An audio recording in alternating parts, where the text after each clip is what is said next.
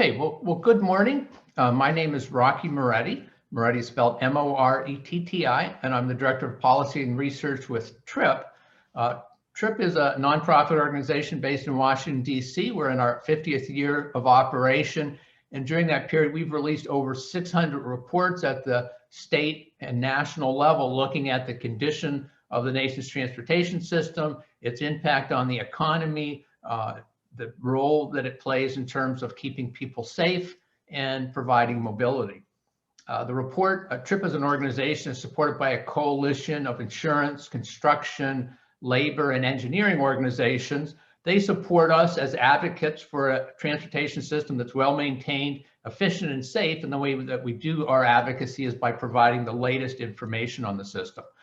The format today is after I speak, we're going to hear from several speakers. We'll hear from Adam Knapp, the CEO of the Baton Rouge Area Chamber, from Aaron Monroe Wesley, the chair of the Southeast Louisiana Super Region Committee, Scott Kirkpatrick, the executive director of the Capital Region Industry for Sustainable Infrastructure Solutions, and Eric Ponte, president of Louisiana Coalition to Fix Our Roads.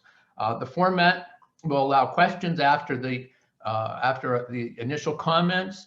You can indicate with a raised hand or also the chat feature, and Carolyn Kelly of the TRIP staff, who's also on the call, will then moderate the questions, and you'll be elevated to speaker status so that you can interact and ask your questions or any follow-up questions. And we look forward to hearing your questions. The report that we're releasing today looks at the latest data for transportation conditions, traffic safety, and economic development in Louisiana.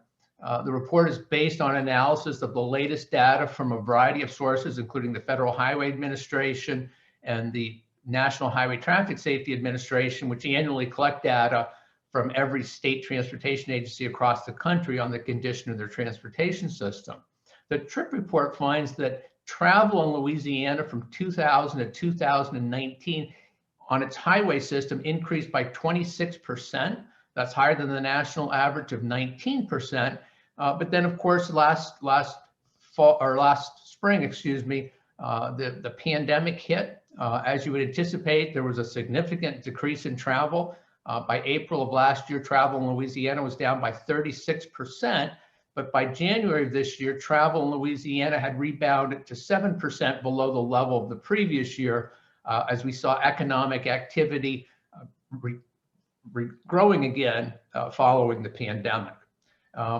But we also know that while there was a brief pause in wear and tear on the state's bridges and roads and highways, that the reality is the state has not had adequate resources to maintain its roads and bridges, to make the safety improvements that are needed, and also to accommodate growing travel and to make the types of improvements that will be critical to the state's economic development in the future. The report found that overall, the cost to the public in Louisiana of rough roads, congested roads, and roads that lack adequate safety features is $7.6 billion. The TRIP report finds that in the Baton Rouge area, the average motorist is paying an additional $2,431 in the cost of driving on rough roads, which is beating up their vehicles, the cost of delays and wasted fuel due to traffic congestion, and the economic cost of traffic crashes in which the lack of adequate roadway safety features were a contributing factor. The TRIP report finds that the average motorist in the New Orleans area is spending an additional $2,403 annually in the cost of driving on rough roads, which is beating up their vehicles, the cost of delays and wasted fuel due to traffic congestion, and the cost of additional cost due to traffic crashes in which the lack of adequate roadway safety features were a contributing factor. We also have comments for all four of the state's top urban areas posted up on our website, so that can also be accessed by the media in terms of capturing some of these comments. The report also took a look at pavement conditions. The TRIP report finds that in the Baton Rouge area, 26% of major roads have pavements in poor condition, and another 24% are rated in mediocre condition. In New Orleans, the TRIP report finds that 30% of major roads are rated in poor condition and 29% are rated in mediocre condition. We also took a look at bridges across the state. Every 2 years, every bridge in the state 20 feet or longer have to be inspected in terms of their structural integrity. The report, and then this is obviously if the bridges were deemed unable to carry traffic, they would be closed to traffic, or in some cases restricted to carrying lighter weight vehicles, which clearly have economic consequences. And this ongoing inventory is critical for looking at how states are addressing their bridge needs. The TRIP report finds that in the Baton Rouge area, 20% of the region's bridges are rated in poor condition and are in immediate need of repair and in some cases replacement. The TRIP report finds that in the New Orleans area, 11% of the region's bridges are rated in poor condition and immediate need of either repair or in some cases actually replacement. We also took a look at traffic congestion. Obviously, during the height of the pandemic, we saw a significant drop in travel. We saw that across the country. And this year, as we're seeing travel return close to pre-pandemic levels, we're seeing traffic congestion coming back. The patterns are changing somewhat. We're seeing evening rush hours back in many cases to their previous level, but the morning rush hour has eased up somewhat, and we're actually seeing a midday rush hour as more people traveling at home or with more flexibility seem to be traveling more during the midday. The TRIP report finds that the average motorist in the Baton Rouge area is spending an additional 60 hours annually stuck in traffic due to traffic congestion and wasting an additional 26 gallons of fuel annually based on current traffic congestion levels. The TRIP report also estimates that in the New Orleans area, that the average motorist is spending an additional 60 hours annually stuck in traffic and also wasting 26 gallons of fuel annually due to the traffic congestion levels in the region. We also took a look at traffic safety in Louisiana and noted that over the last 5 years, on average, 748 people were killed in traffic crashes. And we know that when cost-effective roadway safety features are put in place, things as simple as adding rumble strips, improving lane markings, paving shoulders, improving facilities for pedestrian and bicyclists, that we can see a significant improvement in traffic safety.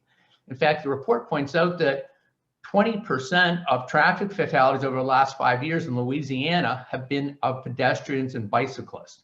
So these roadway safety improvements can keep all people traveling in Louisiana safer, as long as state and local governments have the resources available to make those improvements. And then finally, in conclusion, we pointed out how critical the transportation system is to the economy of Louisiana.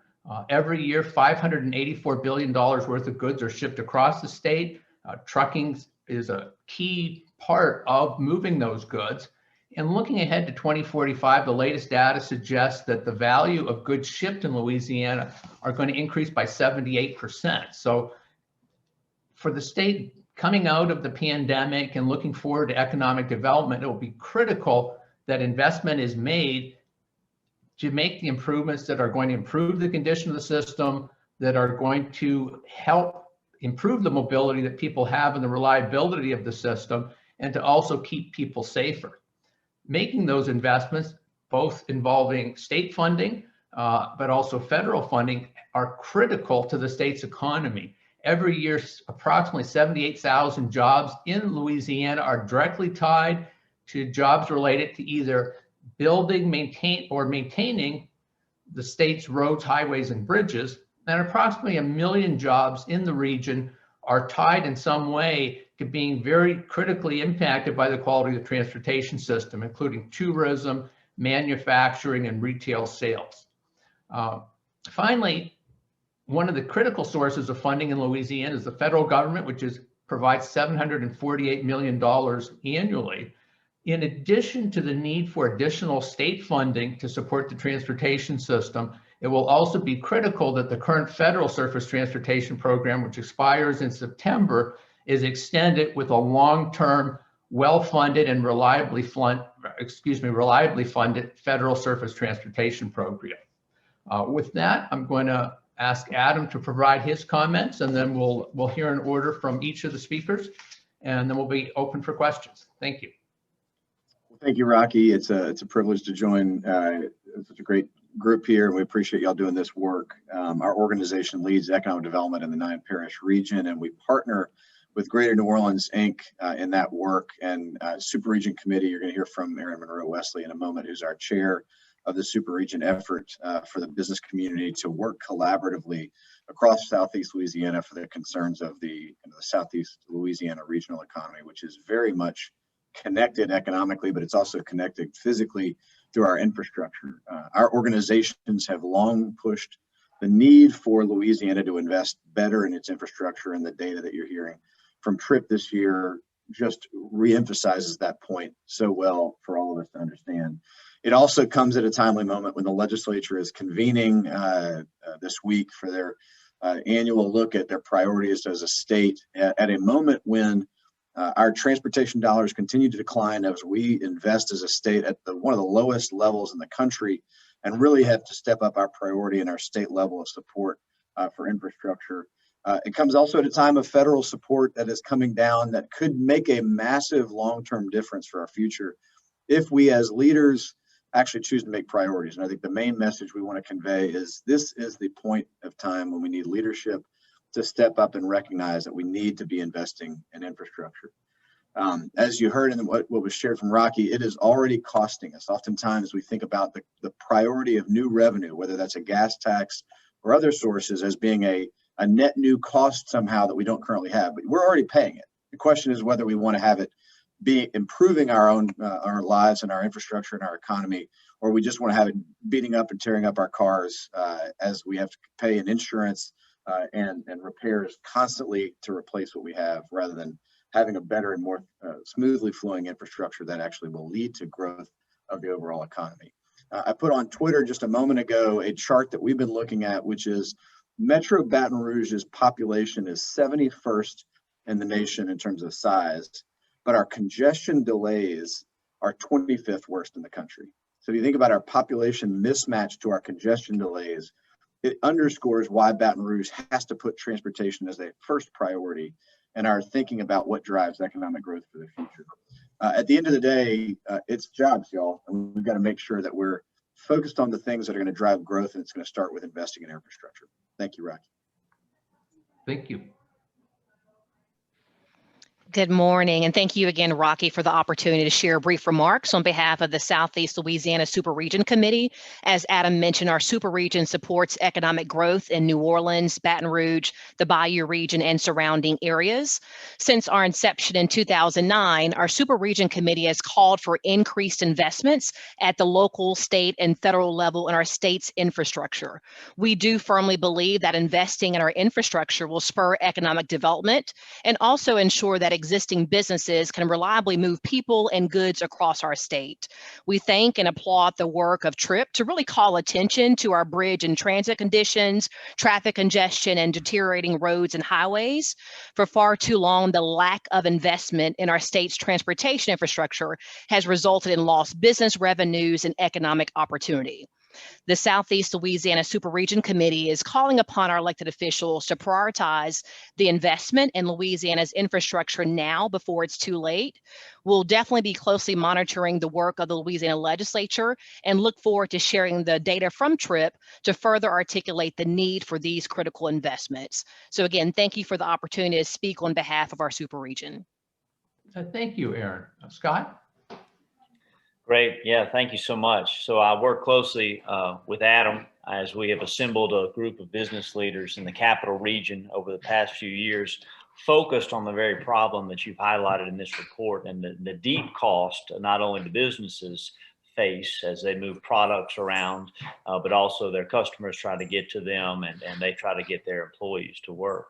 I will say that because of some success with highlighting the cost this region pays, there have been some revenue raising measures here, most notably a 1/2-cent sales tax that went towards a number of projects in the Baton Rouge, East Baton Rouge Parish area that was successfully approved several years ago. So we are hopeful that as those projects get on the ground, we will start to see a reduction in in some of these numbers that are obviously very disheartening at this point. I'll also say as we look at a statewide effort and very hopeful that the legislature and the federal government will act decisively, we do know some other significant projects that could really help us, particularly in the congestion area. We know that we've got to let people on the interstate bypass Baton Rouge. We can't keep running them through the middle of our city. And so we need a new South Bridge, a new South Bypass. And so our group is very focused on that. So being smart about the investments, helping citizens and businesses understand they will get a positive return on their investment is very important to us. So we thank you for these numbers and keep highlighting the message that we've been trying to get out. And thanks very much. Thank you, Scott. Eric? Well, again, thank you again for having us all here today. So the Louisiana Coalition to Fix Our Roads, we started in October of 2017. It's a statewide coalition membership made up of businesses, trade associations, chambers of commerce, economic development districts. With our mission was to educate the citizens of Louisiana, our elected officials, to the dire condition of our state's roads and bridges, and that we needed to advocate for improving Louisiana's roads and bridges. You can't have first-class economic development and quality of life when you have third-class roads. And after all, Louisiana has not increased funding to maintain our existing roads and bridges since 1984. And now, after reviewing this report, it's painfully obvious we've got a lot of work to do to bring them up to standards. I mean, just compare the 17 and the 2019 and this current report together. And as you mentioned, Rocky, that the vehicle operating costs, to drivers and the cost of what that is. But if you go to 2017's number and you take today's number, $900 million increase in 4 years cost to drivers. Like Adam said, we're paying it already. It's just how do we want to pay it? Delays, gas, all those things that have already been stated. The deaths continue to go up. The deaths didn't dramatically as directly related to the roadways and conditions. Didn't go up quite as much this year, but then again, there was the lull due to COVID. And that's a number that I just always struggle with, that due to our dire road conditions, that loss is experienced like that. Our citizens deserve safe roads and bridges. Our business and industry needs and deserves safe roads and bridges. Look, thank you all, Trip, for everything you all do, researching, evaluating, distributing this economical and technical data on all of our systems. This is valuable in our efforts and all of our efforts across the states to the citizens of Louisiana. There's a lot of misinformation about how bad things are and what things cost and all that. And it's our mission and our goal to right that wrong and get the right information out there. And without your information, we can't do that. So hopefully our state, local, and federal elected officials will take this information to heart, and hopefully they will finally address our state's needs for long-term, impactful funding investment in our roads and bridges. So thank you all again. Thank you, Eric. Carolyn, I see a couple of notes on the chat, but I haven't checked them out. Do we have some questions? Not yet, but as Rocky noted earlier, for the members of the media who are joining us, if you would like to ask a question of any of the panelists, you can either use the raise hand function, or you can indicate in the chat that you'd like to ask a question, and I'll then be able to promote you to a panelist, so you'll be able to ask your question live of the panelists, and we'll be able to see and hear you. So I don't see any questions that have come in yet or any hands that are up. Actually, I take that back. Renee Allen, I see. I'll promote you to a panelist, and Renee, if you unmute your microphone, you'll be able to ask your question. What about the Lafayette area? What have you seen with that when it comes to the infrastructure and the need for maintaining it? Sure. Let me, if you'll bear with me, I'll just quickly walk through all of the data. Excuse me, that I mentioned earlier for New Orleans and Baton Rouge. So it'll just take me I'll just sort of go through all those numbers. The TRIP report finds that in the Lafayette area, motorists are spending an additional $2,027 annually in the cost of driving on rough roads, which beats up vehicles. The cost of lost time and wasted fuel due to traffic congestion, and finally, the economic cost of serious and fatal traffic crashes, in which the lack of adequate roadway safety features were a contributing factor. The TRIP report found in the Lafayette area, 39% of major roads are rated in poor condition and 23% are rated in mediocre condition. The TRIP report found that 8% of bridges in the Lafayette area are rated in poor condition or and are in need of either immediate repair or in some cases replacement. And the report also found that on average over the last 5 years, there have been 36 traffic fatalities in the Lafayette area, a number that could be reduced if the region was able to invest in cost-effective roadway safety features. And the report also found that on average, motorists in the Lafayette area are spending an additional 32 hours annually stuck in traffic due to traffic congestion.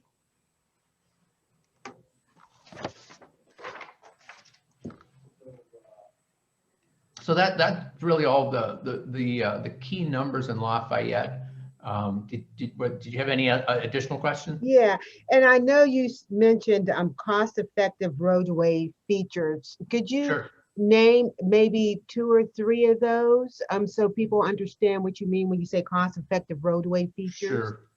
The type of roadway improvements, particularly in urban areas, that are absolutely vital are intersection design. If you have a busy intersection and you can add a left turn lane, that can have a huge impact on traffic safety. Improving lighting, improving roadway signage, anything that is a bit confusing to a driver is also causing additional crashes. So those types of improvements can be very helpful. And also, as we point out, about 20% of all traffic fatalities are of pedestrian and bicyclists in Louisiana. So if you can take steps to make it safer for bicyclists and pedestrians, that's also going to have a huge benefit in terms of reducing the number of people killed, but also the number of people that are seriously injured, which obviously has a devastating impact. Does the product that's used to repair these roads play a part in, I guess, the stability of the road, inferior products? Absolutely. In terms of when local governments or state governments don't have adequate resources, they tend to triage their system. So roads that are really in bad shape, they try and spread their funds around as best they can, either with simple overlays or patching potholes. That's not really the best long-term approach. In fact, what reports and a lot of research has found is really a point of diminishing returns. When you're doing very simple repairs on a roadway that actually has significant structural problems in its base or sub-base, over time, those little cheaper repairs last for increasingly a less amount of time. And that's really the challenge across the state of Louisiana is the bills coming due for significant long-term repairs and reconstruction. And that's more cost effective over the long run. But the local governments and the state governments just don't have the transportation resources in place to make those type of improvements. And then you end up with the numbers that we've just mentioned, where the motorists themselves are paying significant costs in repairing their vehicles or buying new vehicles. They're not getting home in time. They're missing their kid's soccer game, or most significantly, they're on a roadway that's not as safe as it should be. My last question. No, Okay. go right ahead. So does this play a part in insurance cost? When do the insurance companies look at infrastructure when they come up with what your insurance rate should be? Well, and you know, there may be others on the call that also want to address that. And while our report didn't compare insurance costs, certainly insurance costs are applied regionally. And that's based on a number of factors, the number of crashes, the condition of the roadway. So certainly that also weighs on insurance companies. They look at risk factors and certainly the condition and reliability and safety of the system is part of that.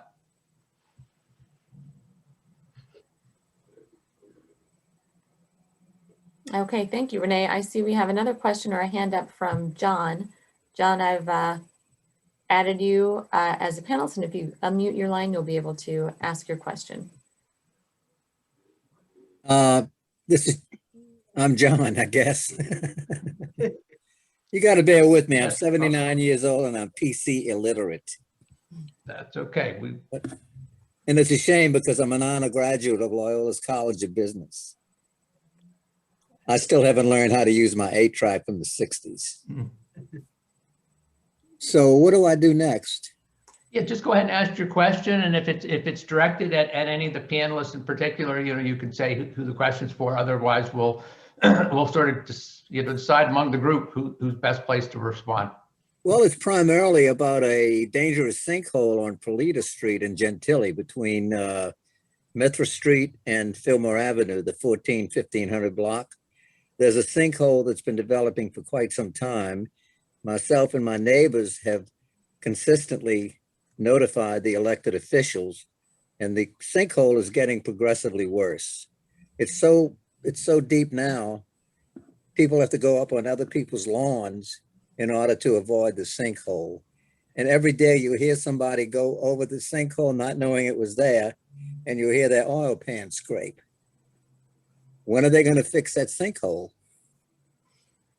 Well, I'm not sure if any of the regions that we have speakers are within those. Do any of you have any particular knowledge of that, or the local governments? It doesn't appear, but John, I'll say this, that obviously Louisiana with its high, excuse me, Louisiana with its high water tables is known for being a particularly challenging place to provide infrastructure, but it certainly can be done. And really, the local and state governments recognize that it takes additional costs in terms of providing the type of base that can withstand that type of challenge. So I think you're doing the right thing by bringing it to the attention of local and state governments, and I certainly hope that you're able to bring that to their attention soon, because obviously it's not only we started doing it since August of 2020, and all we get is blah blah blah blah blah.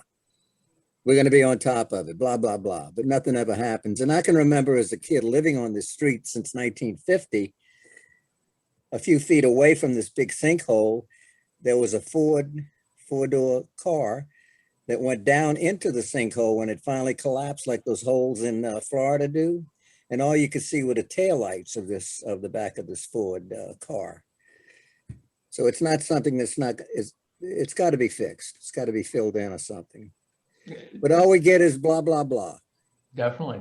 Yeah. Well, it sounds like you're doing the right thing. And I suspect the more you can involve the community in getting it addressed, it'll strengthen your hand. But we certainly wish you luck with that problem, which really is emblematic of really what Louisiana faces with their transportation system. Any other questions, Carolyn? I don't see any other questions at the moment. If there are any other last minute questions, go ahead and use the raise hand function. Actually, I see another question from Renee. So Renee, I've elevated you again. Go ahead and unmute your line and you can ask your question. Now that we're having these weather events, what about that, the impact on infrastructure, something that has nothing to do with the government's lack of funding or motorists using the roadway or inferior products, just nature, weather events?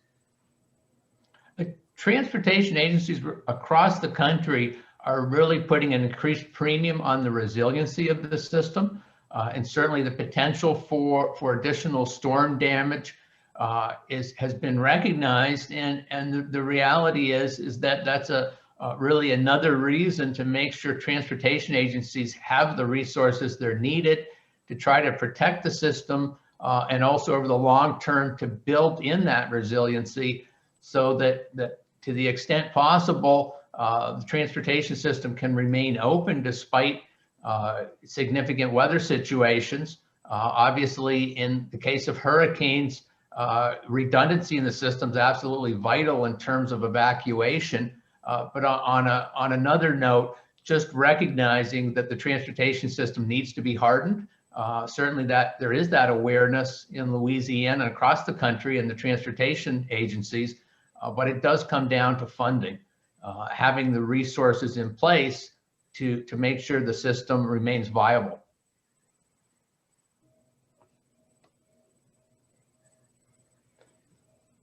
Okay, well, it seems like Carolyn, that's all the questions we have now. Throughout the day, certainly I'm available for additional media calls or Zoom calls.